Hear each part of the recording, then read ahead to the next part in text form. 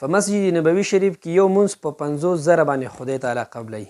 بعضې خلک وایي چې د 50,000 والا حدیث مبارک چې کوم دی نو دا ضعیف دی او منګړت دی.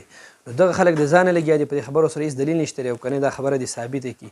موږ ورته الحمدلله د الله په فضل سره ثابتولی شو چې دا صحیح حدیث مبارک دی چې په مسجد نبوي شریف کې یو مونځ په 50,000 باندې خدای تعالی قبلوي.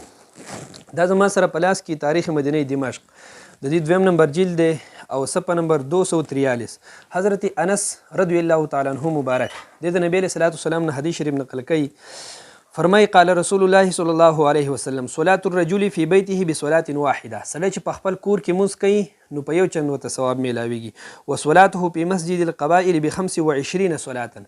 سړی د خپل محلي په جومات کې مونځ کوي نو یو مونځ ثواب ورته په 15 چنده باندې خدای تعالی ورکوي. وصلاته في المسجد الذي يجمع فيه ب500 صلاة.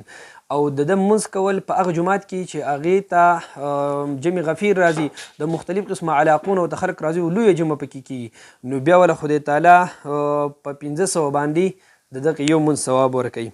بیا حضور علیه الصلاۃ والسلام مبارک فرمایي وصلاته في المسجد الاقصى ب5000. او په مسجد اقصا شریف کې مونځ کول چې دی نو دا په 15,000 باندې الله تعالی قبلوي. وصلاته په مسجد ب50,000. او په مسجد نبوي شریف کې چې څوک مونځ کوي حضور السلام فرمایي زما په جومات کې نو دغه یو مونځ په 50,000 باندې خدای تعالی قبلوي. وصلاته په المسجد الحرام ب100,000. او په حرم شریف کې بیت الله شریف کې په هغې کې چې څوک مونځ کوي نو خدای تعالی وله یو مونځ په 100,000 باندې قبلوي. رب ذوالجلال زموږ سعود ټولو د حضور صلی الله علیه وسلم په دې حدیثو باندې اعتقاد او عمل نصیب کړی.